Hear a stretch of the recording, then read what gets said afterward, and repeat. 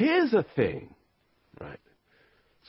This is a debate that's going to be knocking around for the last couple of years, and it won't go away. And it's the debate about whether our children are growing up too quickly. When you look at the sort of clothes that are out there for them, things like padded bras and high heels and sexually explicit T-shirts with slogans on them like porn star or wannabe wag. You know, those are all available in high street stores. You know, in normal sort of everyday high street stores. So there's a new documentary on tonight that's going to highlight this sort of clothing that's on sale. So is it sexualizing children, or is it just a bit of fun? David Cameron reckons he wants to stop it. Last week, a survey of parents found that 9 out of 10 worry that their children are growing up too early. So that's the question we'll just play with for a bit. Are our children experiencing too much too soon? Are they growing up too quickly? We're going to talk to Liz Fraser, who's with us. Good morning, Liz. Good morning.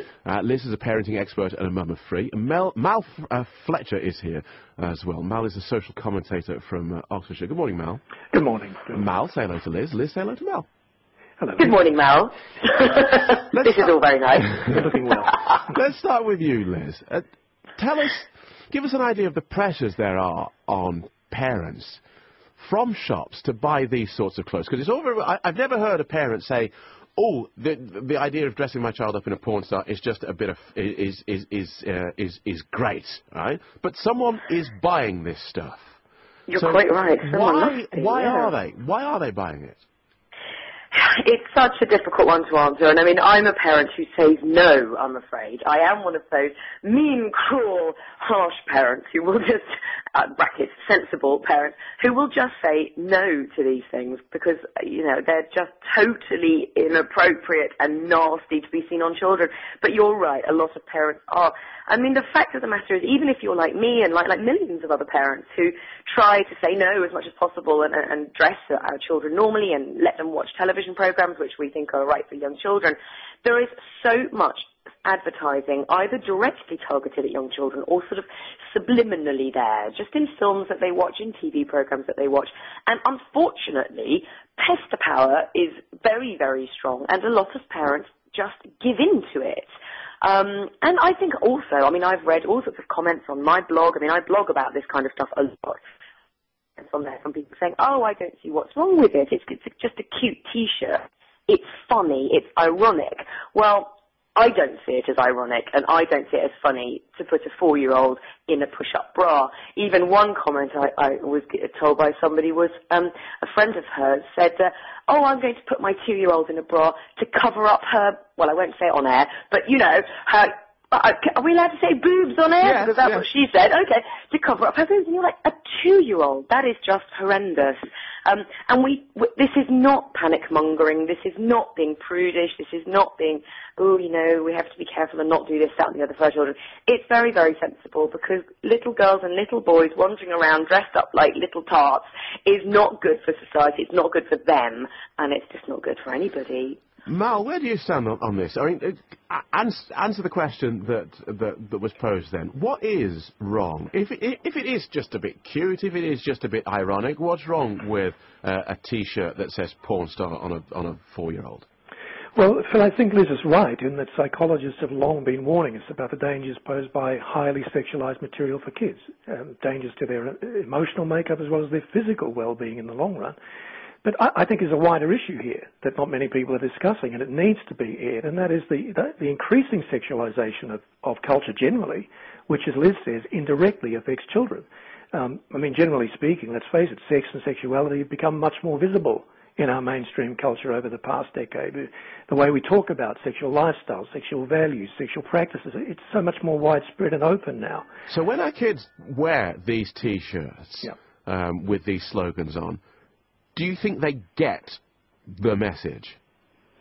I don't think they do, but I think that, well, I don't think they always do, but I think there's a sort of a nudge and a wink culture going on there, and that's sort of making them question sexuality and their sexuality prematurely before they're ready to really handle it. And I must say, I think government has a role to play here too. I think reports last week in the press suggest that some members of the present government are blocking demands for bans on certain video products. Apparently they're wary of the word censorship. Well, censorship at its best is nothing more than codifying legally proven values for the protection of people who can't protect themselves.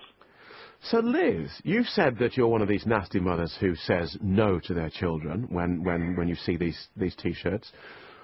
Why do we need to go further than that? Why do we need legislation? Why do we need governments to get involved? Surely, if good parents just say, no, you're not having that T-shirt, don't be ridiculous, that's an end to it.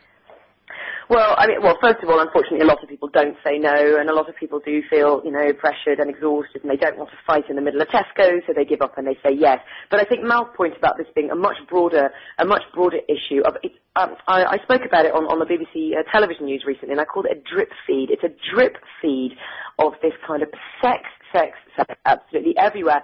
And also, one thing that I think a very big issue for me and in our society is equating nudity, so nakedness, with sex and sexuality. Those two things are quite different. And what we have is a generation of children who don't feel comfortable. Little children can't run around naked in paddling pools. If you try and run around your 6-7-year-old child who's physically undeveloped at that age, or at least should be, that running around naked, people will complain, and I find this extraordinary, because a naked child, if you find a naked child sexy, you have a serious problem. That's the most pure, natural thing. So why stick them in a crop top, a boob tube, and a pair of high heels, which does have a sexual message? Do you know what? You've just hit on a really weird paradox. So I was about to make the point that people are scared of seeing little children running around naked because they're all scared of the paedophiles that are out there. And yet, at the same time, we dress little children, as you say, like tarts. Yes. This is a weird society we live in. It is a total paradox. And if you go on lizfraser.com, my latest blog is all about this. I lived in Germany and France as a child when I was a young child. And we were so comfortable with nakedness, grown-ups as well. There was no issue with that. I find Britain incredibly prudish Sorry to cut across you there, Liz. Mal, what do we do then? What do we do about this sexualisation of our children and as you say, the general sexualisation of society? Because I'm guessing we can't turn it back. Well, I'm not sure that that's true. I think there are things we can do. I think, first of all, just to start at the top of society, I think government can do more. Cameron was suggesting last year that we should penalise companies who advertise the wrong way if they do it often. I think there's a point to be made there. Yeah, but it's all gone very quiet on that front, hasn't it? Yes, it has of late, and I think again that's politicking around this word censorship. Everybody's so nervous of this word. It actually happens all the time. I mean, the 9 p.m. watershed is a form of censorship, right, albeit a weak one. But I think there's also a lot that parents can do. And I'm so glad that Liz and others like her are out there fighting the good fight with this, because parents are the prime gatekeepers, and the key thing is not to give away access to just anybody. Of course, one of the challenges, though, and your listeners will be aware of this, Phil, is the internet, and especially the mobile internet now, with the emergence of things like cyber sex, avatar sex. It makes it really hard for parents to protect their children from premature sexualization. So there's got to be a regulation side of it, and also a greater awareness on the part of parents. Okay, Liz, final word to you then. How do we turn back this tide? Quite aside from the stuff that's clearly dodgy, all the stuff on the internet and the whatnot, but this general sexualization of society. How do we turn that back? What an enormous question. I mean, I'm glad we're talking about it, but, we do need to do something about it. If you want to know my pet peeve, it's pop videos.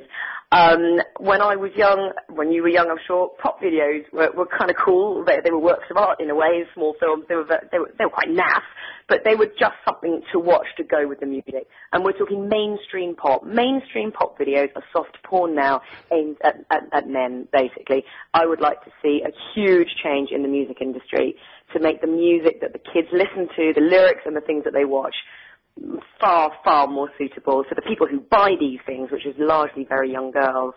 But yes, I agree with Mal. I think we need government legislation. It's not going to happen, though, we need to start doing something, and quickly. Yeah, but when you talk about pop videos, and again, that's another area where you think, oh, blimey, yes, she's right, actually. I just did, as you were talking, I was just having a quick flick through my mental archive, and I think, yeah, oh, it's all about sex and getting it on these days. Absolutely, yeah. But you can't honestly turn that back, can you? Well, maybe you can, because films are certified, okay? Films have a certification, and okay. I don't know if pop videos do, but if they don't, then they should. And there should be a certification to say, this video is only suitable to be watched by children over 12. Of course, children under 12 will watch it, but at least you can try. There could be a block on it, you know, there can be a block so that it doesn't appear on your television, which you as a parent can put on your TV. Okay. There are ways of doing this, and we do need to start, because it's really damaging for children who feel under so much pressure to act and talk and behave in a way that they're not emotionally ready to understand at all. Thank you both for kicking us off on that. Good to talk to you. Liz Fraser, Mal Fletcher, thank you.